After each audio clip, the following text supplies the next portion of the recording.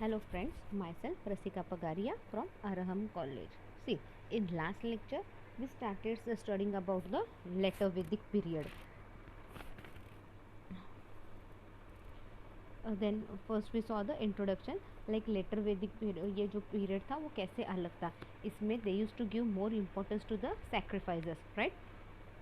और इंद्र और अग्नि इन दोनों को बहुत ज़्यादा इम्पोर्टेंस देते थे. तो फिर एनिमल किलिंग के लिए जो जो ये सेक्रीफाइस परफॉर्म करते थे दे आर नोन एज यजमानाज. तो उनको बहुत ज़्यादा इम्पोर्टेंस मिलने लगे, इसलिए उनकी मोनोपोली हो गई.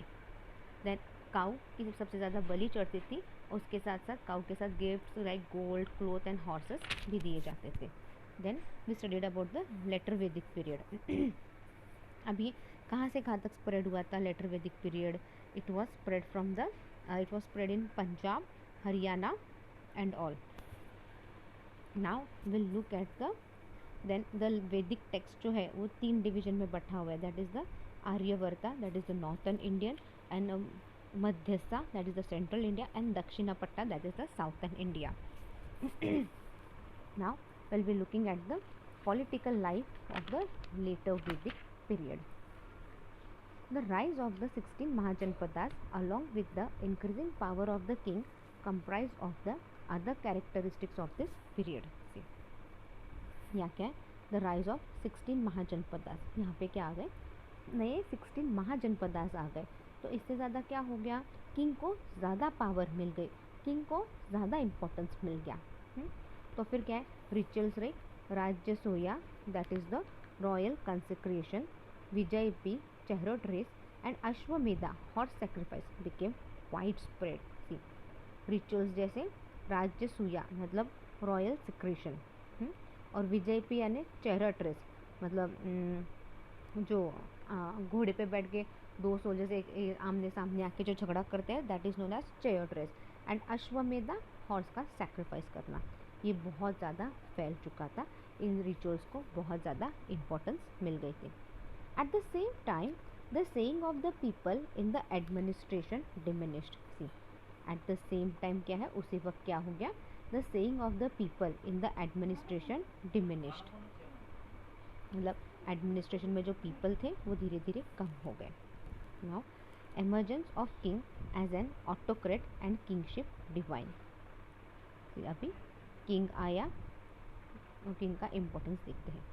The war also became wide in scope and dangerous in nature. See, अब ये जो वॉर चल रहा था वो बहुत ज़्यादा फैल गया था and it was becoming dangerous in nature.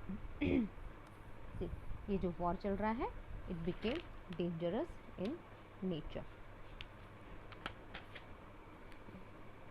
Hence, the need of king became very crucial regarding the changed scenario. See, hence तो क्या हो गया? The need of king, अभी king की ज़रूरत बहुत ज़्यादा हो गई और king और क्या हो गया?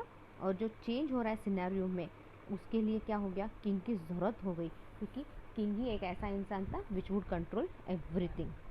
The king Drew benefits of such situation. तो किंग ने क्या किया? मौके पे चौका मारा, राइट. ये सारी सिचुएशन का सबसे ज़्यादा फ़ायदा उठाने का किसने ट्राई किया? The king. He to keep power in his hand along with the priest devise the system of polity.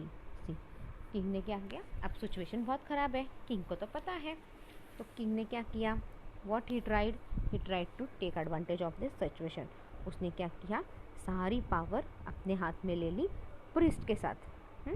Priest के साथ हाथ मिला लिया और जो भी पावर्स थी उसको जो भी उसने पावर जो थोड़ी बहुत डिवाइड हुई थी वो सब अपने हाथ में ले ली. Devise the system of polity, और उसने क्या किया? अ सिस्टम ऑफ पॉलिटी निकाला. He started performing large scale sacrifice like Rajasuya, Ashvamedha and making heavy donation to priest. See, अब प्रीस्ट अभी उसने क्या किया? बहुत ज़्यादा सैक्रिफाइस करना चालू किया. क्यों? उस वक्त सैक्रिफाइस को बहुत ज़्यादा इम्पोर्टेंस था. So what he started performing large scale sacrifices like Rajasuya, Ashvamedha and making heavy donation to priest को ज़्यादा डोनेशन दे रहा है वो. क्यों? क्योंकि प्रीस्ट उसके फेवर में रहे, प्रीस्ट लोग उसके हिसाब से ही काम करें ताकि सारी पावर किंग के पास ही रहेगी, right. The performing priest, as they were benefited from such sacrifice through large donation, gave divine status to king. अभी ये प्रिस्ट लोगों ने क्या किया, उनको अच्छा खासा डोनेशन मिल रहा है, किंग बहुत ज़्यादा सैक्रिफाइसेस करा रहा है, तो क्या है उसका प्रिस्ट का भी इम्पोर्टेंस बढ़ रहा है, तो वो क्या कर रहे हैं, किंग को एक अच्छा स्टेटस दे रहे हैं। तो क्या हो गया, यहाँ पे किंग का स्टेटस भी अच्छा खासा बढ़ गया है। क्यों कर रहा है किंग ऐसा, क्योंकि इसमें किंग का भी तो फ़ायदा है ना, किंग को इम्पोर्टेंस मिल रहा है, और किंग क्या कर रहा है, प्रिस्ट को इम्पोर्टेंस दे रहा है, थोड़ा बहुत उनको डोनेशन दे रहा है, सैक्रिफाइसेस करवा रहा है बहुत ज़्यादा उनसे, तो क्या है, प्रिस्ट लोग खुश हो गए। प्रिस्ट लोग खुश है देख के क्या हुआ, बाकी प्रिस्ट बाकी के लोगों को क्या बोल रहे हैं, अरे ये किंग बहुत अच्छा है, ऐसा है वैसा है, लाइक, तो क्या हो गया, दोनों का अपना अपना फ़ायदा हो रहा है। Thus, the king was equated with the gods or pursued as embodied elements of heavenly gods. तो अभी देखो किंग को कितना इम्पोर्टेंस दे रहे हैं, किंग को भगवान बोल रहे हैं यहाँ पे, और उसको एक heavily God, elements of heavily God बोल रहे हैं, राइट। या तो उसको भगवान के साथ उसकी तुलना कर रहे हैं, या फिर उसके अंदर बहुत सारे भगवान बसते हैं, ऐसा बोला जा रहा है किंग को। Thus, there emerged the concept of divine kingship. See, अब यहाँ पे आ गया, here emerged the concept, अब यहाँ पे आ गया concept of divine kingship. Thus, the king and his own lineage became a powerful class in the Vedic society. तो क्या हो गया, यहाँ पे किंग क्या हो गया, किंग का अपना अपना एक इम्पोर्टेंस बन गया, और किंग क्या हो गया, सबसे पावरफुल माना गया है इन द वैदिक सोसाइटी। ऑब्वियसली ना, वो क्या है, प्रिस्ट को खुश रख रहा है, प्रिस्ट लोगों को किंग के बारे में अच्छी अच्छी बातें कर रहे हैं, तो क्या है, किंग का तो इम्पोर्टेंस ऐसे ही बढ़ गया, हाँ, और सारी पावर किसके पास आ गई, किंग के पास आ गई। The Aitareya Brahmanas describe king of later वैदिक period as Adhiraja, Rajadhiraja, Samrat, Ekarat, Virat etcetera. सी, अभी जो अथिया ब्राह्मण है ना, लाइक अपन ने देखा ना, चार टाइप के ब्राह्मण है, फिर उसके अंदर 4 टाइप के वर्ण है, वो सारे वर्ण फॉलो करने के लिए अलग अलग ब्राह्मण्स वगैरह देखे थे अपन। उस ब्राह्मणास में एक और एक ब्राह्मणास था, दैट इज़ द अतिरिया। वो अतिरिया ब्राह्मणास जो थे, उन्होंने ये लेटर वैदिक पीरियड का जो किंग था, उसको क्या क्या नाम दिए, क्या क्या नाम से उसकी पदवी बढ़ाई, दैट इज़ द अधिराजा, लाइक सबका राजा, अधिराजा ने, राजा धीराजा, मतलब सब राजाओं का राजा है ये राजा। सम्राट, सम्राट यानी सब कुछ उसके पास ही। एकरत, मतलब एकलौता ऐसा राजा, और विराट यानी काफ़ी बड़ा, राइट। ये सब वर्ड्स, ये सब राजा को टाइटल्स दिए थे, जैसे अपन सबको टाइटल देते हैं ना, लाइक टाइटल मतलब वल्लभ भाई पटेल को अपन सरदार वल्लभ भाई पटेल बोलते हैं, हाँ, गांधी जी को महात्मा बोल के टाइटल दिया। उसी तरह किंग को वो जो लेटर वैदिक पीरियड का जो किंग था, उसको ये सारे टाइटल दिए थे, that is the Adhiraja, Rajadhiraja, Samrat, Ekarat, Virat etcetera. His tribe was started identified with the name of king and his linkages like Kuru, Puru, Turvashu, etc. And as the legitimacy of the king was dependent upon the priest class, the latter became powerful. See, his tribes was started identified with the name of, अभी king के जो tribes थे, जो tribes वगैरह थे, वो king को क्या क्या नाम से जानने लगे, उनके पास जो ट्राइब्स थे, लाइक पुरु, पुरु, तुर्वाशु एक्सेट्रा। और किंग को क्या है, एक अच्छे अच्छे टाइटल मिलने लगे, और किंग किसके ऊपर डिपेंड था, प्रिस्ट क्लास पर डिपेंड था। अभी किंग क्या कर रहा है, प्रिस्ट क्लास को खुश रख रहा है, तो प्रिस्ट क्लास भी किंग का ध्यान रख रही है, तो इससे क्या हो रहा है, किंग ज़्यादा पावरफुल हो गया है। सो लेटर वैदिक पीरियड में क्या हो गया, king became more and more powerful here. Sorry. The next point is the Sabha and Samiti. As the king was divine, naturally the power became hereditary and remained in this family. See, अब king क्या हो गया, यहाँ पे बहुत बड़ा हो गया, किंग का नाम भी बहुत बड़ा हो गया, किंग को एक बहुत ज़्यादा इंपॉर्टेंस मिल गई, तो क्या हो गया, अभी हेरिडिटी वाइज चलने लग गया। अभी किंग को बेटा हो गया, तो क्या हो गया, किंग का बेटा ही किंग के बाद वो सारा सम्राट संभालेगा, तो वो इट बिकेम्स हेरिडिटी। और ये जो किंगशिप है ना, लाइक राजा बनने की प्रथा सिर्फ उसी के फैमिली तक ही लिमिटेड रह गई, लाइक किंग के फैमिली का ही राजा बनेगा। लाइक पहले जैसे संभाजी महाराज का बेटा था शिवाजी महाराज, और सारा ऐसे कंटिन्यू होते गया। उसी तरह यहाँ पे ऐसे ही हुआ, यहाँ पे किंग के बाद उसका बेटा, उसके बाद उसका बेटा, सो इट वेंट ऑन हेरिडिटली, और किंगशिप और वो किंगशिप है उसी फैमिली में रह गई। Thus, no need was remained for him to get sanction from सभा समिति। अभी सभा समिति का एक इम्पोर्टेंस था अर्ली वैदिक पीरियड में, यहाँ पे सभा समिति की कोई ज़रूरत ही नहीं रही, क्योंकि क्या है, things are going heredity wise, right, heredity के हिसाब से सब चल रहा है ना, तो सभा समिति की कोई ज़रूरत है नहीं है। Now there was no selection per se as per, तो अब क्या हो गया, सभा समिति की अनुमति से कोई सिलेक्शन ही नहीं हो रहा है। वरना अपन ने अर्ली वैदिक पीरियड में क्या देखा, सभा समिति दोनों के काम करने चाहिए, दोनों को खुश रखना चाहिए, दोनों का अप्रूवल रहना चाहिए, तभी कोई राजा बनेगा। इनफैक्ट वो वॉरियर क्लास है, उसकी परमिशन, उनमें से ही एक राजा बनेगा, तो वॉरियर क्लास उस राजा पे खुश रहना चाहिए, तभी सभा समिति के लोगों ने एग्री करना चाहिए, तभी तो राजा बन सकता है। और अगर तूने एक को भी खुश नहीं रखा तो क्या है, तेरी रिस्पॉन्सिबिलिटी छीन के किसी और को राजा बना दिया जाएगा। ये अर्ली वैदिक पीरियड में था। अब ये लेटर वैदिक पीरियड में क्या है, kingship is going on heredity wise, तो सभा समिति का कोई चांस ही नहीं है, उनका सैंक्शन लेना ज़रूरत ही नहीं है यहाँ पे, तो यहाँ पे सभा समिति के अनुसार कोई सिलेक्शन हो ही नहीं रहा है। हेंस द इम्पोर्टेंस ऑफ सभा एंड समिति ड्विल्ड, तो यहाँ पे क्या रहा, सभा एंड समिति को कोई इम्पोर्टेंस ही नहीं रहा। Due to the vastness of the ruled area it was also not possible to take meetings of the assembly as regular as before। सी अभी क्या हो गया, एरिया बहुत बड़ा हो गया, लाइक पंजाब, हरियाणा, उत्तर प्रदेश, सब जगह ये फैल गए थे आर्यंस, तो अभी लाइक सभा बुलाना, लाइक पीपल सबको इकट्ठा करना, सारे डिसीजंस लेना, उनको पूछना, मीटिंग करना, दिस वॉज इम्पॉसिबल, ये पॉसिबल ही नहीं होता था। जैसे अर्ली वैदिक पीरियड में ये सब कुछ पॉसिबल था, now in the later Vedic period it became impossible to do so। Hence within some year the Sabha and Samiti were no longer heard। फिर क्या हो गया, सभा समिति का इम्पोर्टेंस नहीं रहा, असेंबली लोग इतना ज़्यादा फैल गया था, वो उनका लेटर वैदिक पीरियड के जो आर्यंस हैं वो इतने ज़्यादा स्प्रेड हो गए थे कि मीटिंग लेना, असेंबली लेना पॉसिबल ही नहीं था। तो क्या हो गया, धीरे धीरे सभा समिति ये कंसेप्ट, ये वर्ड ही हट गया।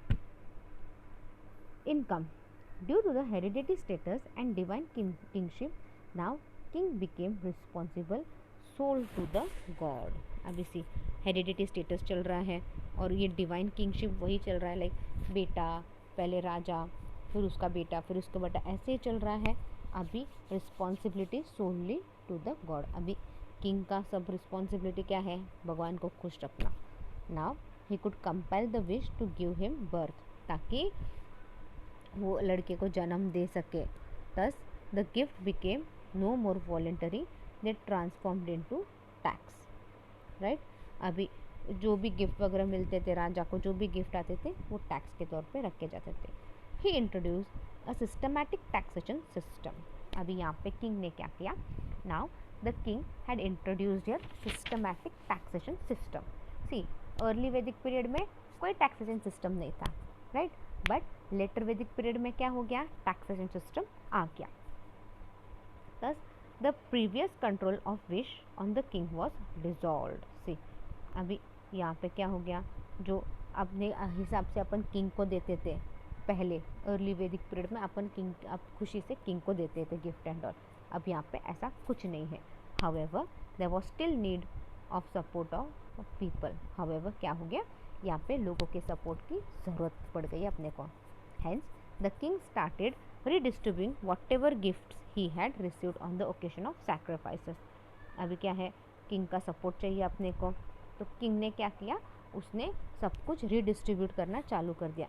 जो भी उसके गिफ्ट के तौर पे उसको मिलना था ऑन ओकेशंस ऑफ सैक्रिफाइस, जो भी ओकेशंस पे उसको जो भी गिफ्ट मिले थे वो लोगों को वापस देना शुरू कर दिया। Such taxes became main source of income for the kingdom. अब ये जो टैक्सेस, अब टैक्सेस क्या बन गया, अभी जो भी टैक्स के रूप में जो किंग को मिलता था, it became the main source of income for the kingdom. Along with its raid loots were other sources. See, raid डालना, इसके यहाँ से माल उठा के लाना, लूट मार करना, ये सब क्या थे, और source of others were the other sources of the king, other sources of income for the king. Then the judiciary. He also became supreme of the people. Hence, all the power were vested into him. See, अभी क्या हो गया, he also became supreme of the people. अभी king क्या बन गया, यहाँ पे सबसे बड़ा बन गया, he became the supreme. So सारे powers क्या थे, सिर्फ उसी के पास थे. Thus he could prepare law, execute them and punish the criminal. See, king सबसे important हो गया, तो सारे उसके पास ही थे, सारे पावर्स जो भी थे सब किंग के पास थे।